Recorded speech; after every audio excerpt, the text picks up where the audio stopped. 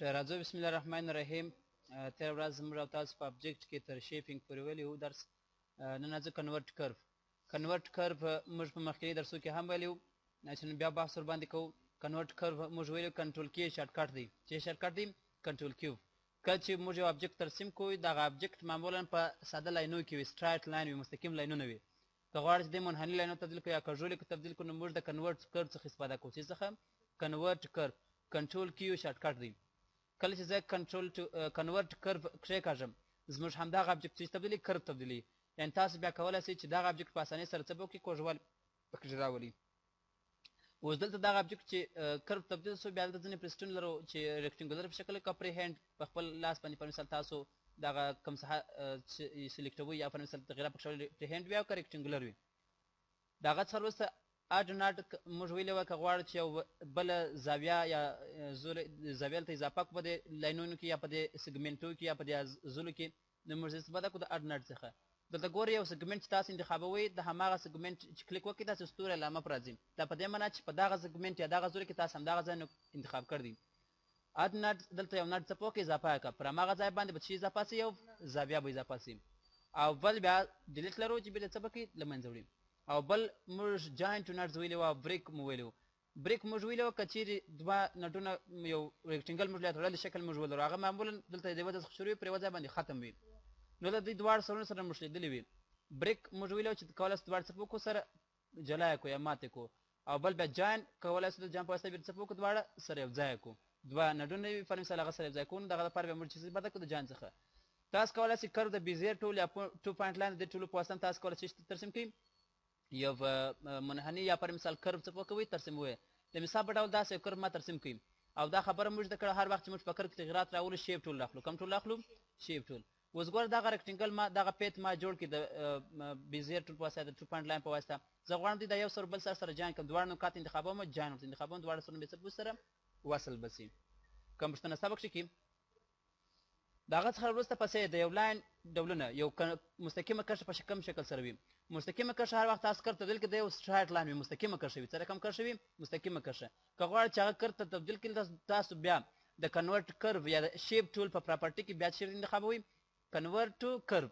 ورته انتخابوئ، همدغه لاین بیا چې انتخاب شي کرښ ته واوړي. بیا تاسو کولی شئ دغه لاین په خپله خوښه راکېسم چې غواړئ هغه رقم کوږوالی پکې راولي. تاسو کولی شئ چې کوږوالی پر هغه لاین باندې کلیک ونیسئ هم پکې راولي. او بیا همدغه لاین دغه زاویې چې انتخاب کړئ د داسې دوه ویکټورونه راوړي چې د همدغه دوه ویکټوره په واسطه تاسو کولی شئ په همدغه لاین کې چې راولي تغیرات راولي، مختلف کوږوالي تاسو کولی شئ باندې اپلای کړئ. او که غواړئ چې دغه لاین بېرته مستقیمه کرښې تبدیل کړئ نو دغه لاین انتخاب کړئ، نو دلې راځئ کنورټ لاین ساده لاین ته یې څه وکړه تبدیل کړئ، بېرته یې مستقیمه کرښه شي. بیا تاسو نشئ کولی چې په دې کې چې راولي کوږوالی راولي یا منحني شکل ته یې نشئ ورکولی، یو مستقیم کرښه به وي. د هغه څخه راوروسته زه دغه لاین کرب ته تبدیلوم، چې تبدیل کړم کرب ته. اوس دغه زاویه چې زه کله انتخاب کړم په دې زاویه کې موږ درې ډوله ایډیټ کولی شو. اوس کسب ایډیټ انتخاب دی. سره کوم ایډیټ انتخاب دی؟ کسب په دې معنا اوس دغه زاویه زه انتخابوم، دغه زاویه کې زه دواړو خواته ایډیټ کولی شم، هم دې خواته ایډیټ کولی شم او هم دې خواته ایډیټ کولی شم. اوس دلته د کسب ایډیټ داسې وایي که چېرې تا ته زاویې په یوه خوا کې تغیرات راولي په بله خوا کې د هېڅ تغیر نه راځي، یعنې دواړې سره جلا وي. ګوره په دې خوا کې د زاویې زه تغیر راولم، په دې خوا کې کوم تغیر راځي نه راځي. بل بیا موږ دلته سموث نټ لرو. سموث نټ کې انتخاب کړو د زاویې په یوه خوا کې یو رقم تغیر راولي، دغه برعکس د زاویې په بله خوا کې تغیر راولي، یعنې د هغه سره یو رقم تغیرات راولي، خو نور د دې په سایزو کې بیا کوم تغیر نه راولي. د مثال په ډول زه غواړم چې دا خوا لاین ډېر غټ کړم، د بل خوا لاین غټ شو نه دی غټ شوی. که غواړم چې دې خوا کوچنی کړم یا پر مثال بله خوا غټ کړم، په هغو کې بیا د کم کار نه لري. کوم چې انتخاب کړی سموث انتخاب کړی. بل بیا سیمنټریکل نټ لرو. سیمنټري خپله تناظر ته وایي. چې ته وایي تناظر خو انشاءالله ټوله پېژنئ چې یو ابجکټ دوې خواوې یو رقم وي. او کوم سیمنټریکل انتخاب کړی وو بیا که تاسو د یوه ابجکټ یوه خوا پر مثال د لاین د یوه خوا سایز غټوي یا بله خوا هم سره کوچني کېږي، که په هغه کې هر کوم ډول تغیر راولي یا په بله خوا کې هم هغه تغیر راځي، میرر تغیر راځي. ګوره که دا خوا زه کوچني کوم بله خوا هم کوچني کېږي، که غټوم بله خوا کې هم تغیر راځي، که دې ته دا روټیشن کوم بله خوا کې هم هغه رقم میرر روټیشن پکښې اپلای کېږي. کوم پوښتنه ستا پکښې کې نو څو ډول ایډیټ موږ لرو؟ درې ډوله ایډیټ لرو. د هغه څخه وروسته ګورئ دغه زموږ کوم دغه چې موږ لرو کرب چې کله موږ لرو دا زموږ کرب داسې دلته وګوره داسې کوچنی ویکټور داسې لري لامه لوړې خواته ده. دا په دې معنا چې زموږ دغه لاین چې دی د دې سر څخه دا شروع دی او پر دې ځای باندې بېرته سر کم دی ختم شوی دی، پر دې ځای باندې شروع دی راګرځېدل دی او پر دغه ځای باندې بېرته ختم دی. یعنې شروع یې د کوم ځای څخه ده؟ شروع یې د همدغه کوینج څخه ده. په دې مثال نو خلاص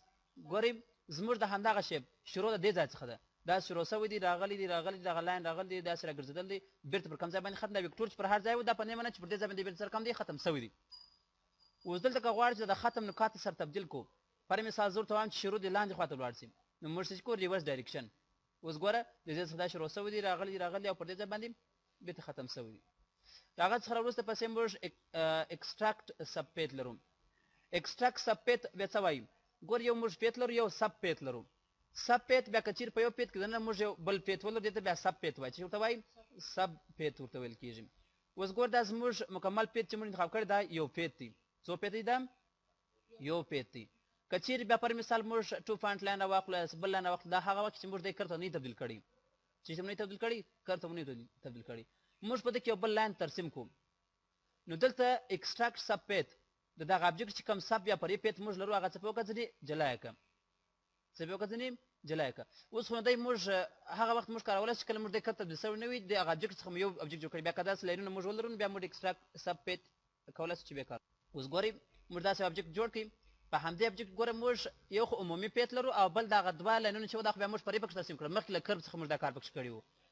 اوس اکسټراکټ سب پیت دغه کم پرې پیت چې زه لرم دا څه په وکړه ځینې اکسټراکټ یې کړه ځینې جلا یې کړه اوس دلته د یو سره جان دی که زه غواړم دې ځینې اکسټراکټ کړم نو اکسټراکټ سب پیت معنا پرې پیت چې ځینې اکسټراکټ یې کړې هغه پرې پیت به دې څخه څه پوسي جلا به سي هغه اصلي پیت پرې پیت ګوره مخکې دې سره جان اوس دې څه پوسل سره جلا سول دا هغه سره کم پیت سو پرې پیت سو یا سب پیت سو او که چیرې بیا موږ اکسټراکټ سب پیت نه کار کړي بیا دې دواړه سره کم دي سره جان دی یو هغه اصلي په دا یوه شیپ کې چې موږ دې جوړ کړي دي دواړه په همدې یوه پیت پر مربوط دي دغه عمومي پیت موږ لرو هلته دې بیا پرې پیت کې راځي اول بیا کلوز کرب لرو کلوز کرب بیا داسې وایي ګورئ دغه یو کرب موږ لرو دا څه لرو کرب لرو اوس دغه کرب چې دی یو سره بل سره کم دی خلاص دی د یو سره بل سره خلاص دی که تړل دی زه غواړم چې یو سره بل سره کلوز شي نه کلوز کرب دواړه سرونه بیا څه به سره کلوز کړي یو راوند ابجکټ به ځینې جوړ کړي د هغه څخه راوروسته پسې موږ سټریچ او سکیل نټس دا نټونه یا ابجکټونه څه په وکړه غټ یې کړئ اکشن یې کړه تاسو هغه نټونه غټولی اکشن یې کولی شئ دغه څه روټیشن که غواړئ چې ورکړئ نټونه سکیو کوئ یا روټیشن کوئ او د هغه څخه وروسته الاین نټس الاین بیا منظموئ تاسو نټونه سره کم کوئ منظم کوئ پر مثال دغه ابجکټ به زه انتخاب کړم په دې کې راځم یو نټ دلته اضافه کوم بل نټ دلته اضافه کوم یو به دې خواته کړم بل لږ دې خواته کړم یو بل نټ به اضافه کړم دا به پر مثال دې خواته کړم ګور نټونه موږ مختلف لرو په دې ځای کې مختلف لاینونه لرو همدغه ټول نټونه زه انتخابوم د یو د دې شیپ دې خوا ده زه غواړم دې څه به وکړم الاین یې کړم الاین نټس اوس نو هوریزنټل الاین ورټیکل الاین او الاین کنټرول پوینټس هغه د کم کنټرول نقطې چې دي هغه دې څه په وکړه منظم یې کړم زه ورته وایم چې یا زه غواړم چې سره کم منظم کړم ورټیکل دې څه په وکړم منظم یې کړم الاین ورټیکل په عمودي ډول به دې څه په وکړي ګوره ټول هغه نټونه به څه په وکړل الاین یې کړل په اول مستقیم شکل سره څه په وکړل منظم یې کړل سر مخلاص دا څه شي وظیفه ده الاین نټ وظیفه ګورې ریفلیکټ نه داسې وایي ما دوه نټ انتخاب کړي څو نټ انتخاب کړي دي دوه نټ انتخاب کړي اوس ګورې ریفلیکټ نټ هوریزنټل په پوکې ډول څه په وکړه ریفلیکټ یې کړم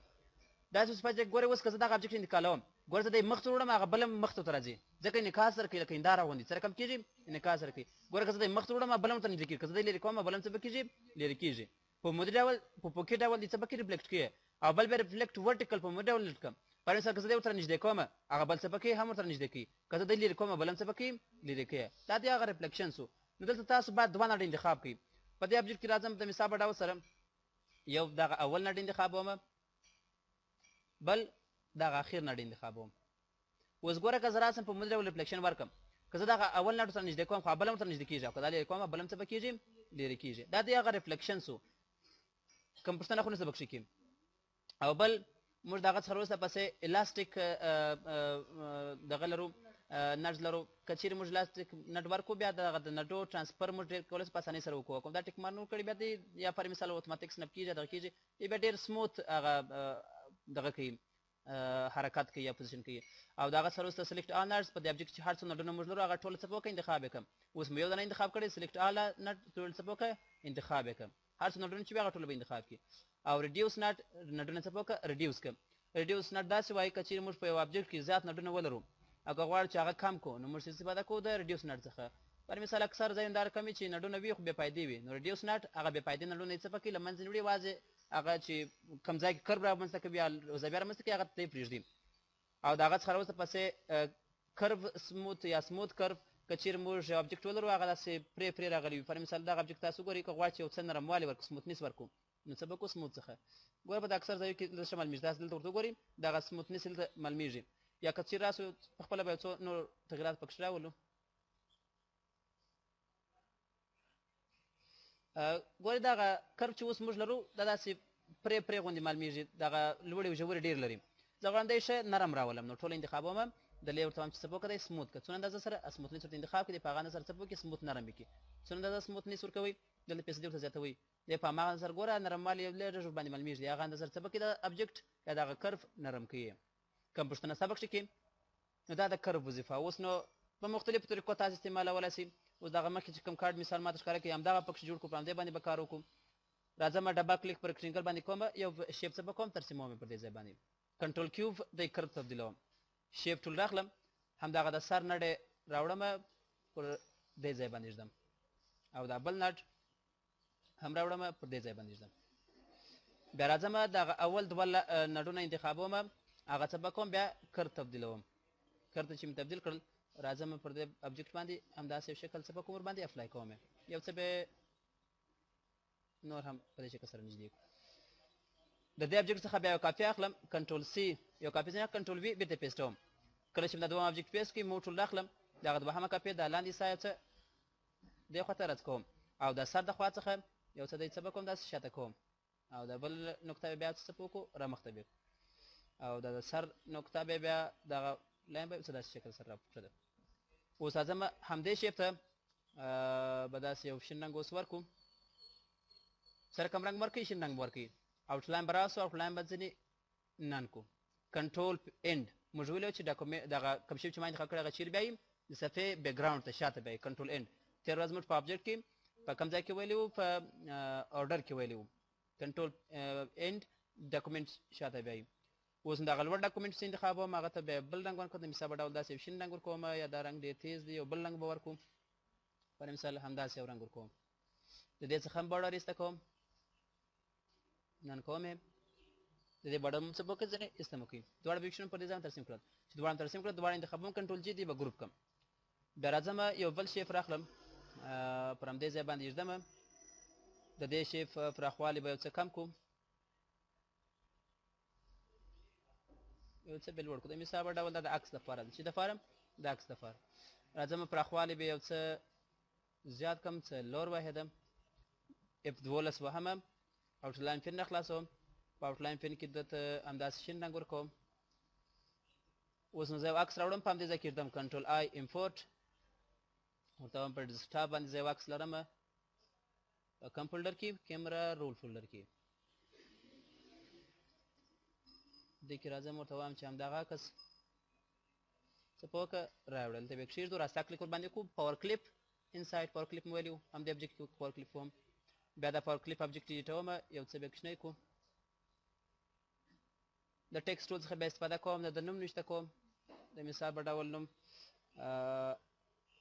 عبدالوارث بیا انټر وهم ورته وایم چې وظیفه چې ده سټوډنټ ټکسټ مابین الاینوم کنټرول ای د سنټر الاین شارټکټ دی دواړه ټکسټ بولډوم رنګ به همداسې تیز شین رنګ ورکو او دا لاین ته به سره کم رنګ ورکو خام شین رنګ ورکو پر همدې مابینځ باندې به کښېږدو دغه رقم نه نور معلومات یم څه وکړم اضافه کوم کور د کار دپاره ډېر سمپل او ساده ډیزاین دی چې څوم کار واخلي د کرب څخه هم کار واخلي کوم پوښتنه سبق شي کې او ورسره موږ سره وګورو